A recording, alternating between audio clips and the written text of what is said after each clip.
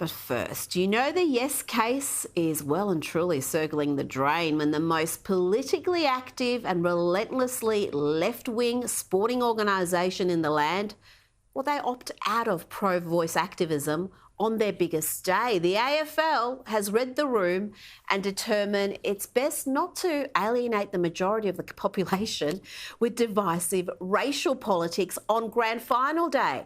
This is a devastating blow for the Anthony Albanese government and the Yes advocates seeking to enshrine racial privilege into the nation's founding document.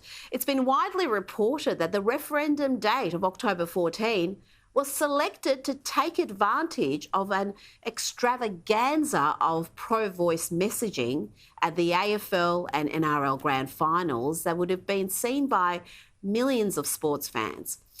Not the AFL here is banning anybody. So if the players, the clubs, if they want to campaign for the voice, they'll be free to do that. But it is a big deal that the league itself will not use the grand final or the final series as a platform to push the merits of this race-based referendum. Footy fans might be wondering if this is the start of a new era for the AFL under incoming CEO Andrew Dillon, where they concentrate on the business of running the country's leading football league and leave the politics to the politicians.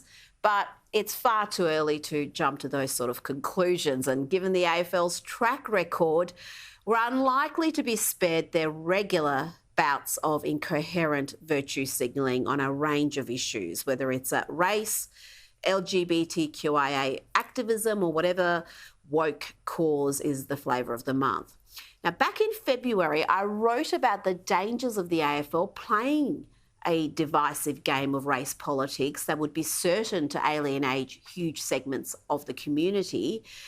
Let's not forget that this year the league has grappled with a damaging race scandal involving two senior coaches, Alistair Clarkson and Chris Fagan, who were unfairly maligned after a discredited review commissioned by the Hawthorn Football Club claimed they were racist bullies. As I wrote back then, AFL CEO Gil McLachlan's legacy will be tarnished by that self-inflicted crisis. For a league obsessed with spin and brand management, it's curious that the AFL continuously damages its own image by indulging in these divisive racial political games.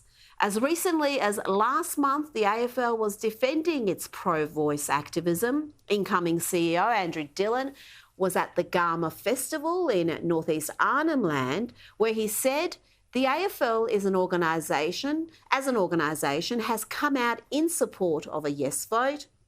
We think that is very important from an AFL point of view, with the number of First Nations players that we have, the number of First Nations men and women we have working in the AFL.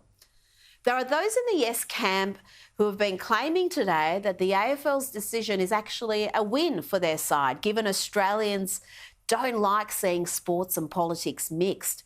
But it's clear that recent polls on The Voice have played a part in the league's decision. Even an organisation as arrogant as the AFL is balking at upsetting more than 50% of their potential audience. This week, we had two major polls, Newspoll and Essential, showing the pro-voice agenda is bleeding support. Nationally, support for The Voice has fallen to 38%, with a no vote at 53%. As I explained earlier in the week, this is the first time the no vote has achieved an outright majority with Newspoll.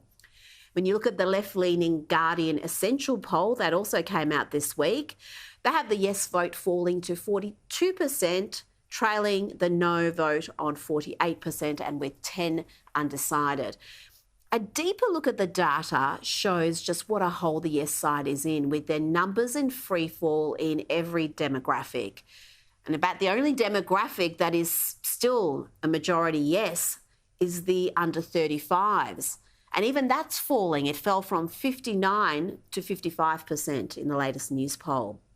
And the AFL would have noted that only 1 in 3 Australian men plan to vote yes in the referendum. Yes, even the painfully woke AFL can read the room.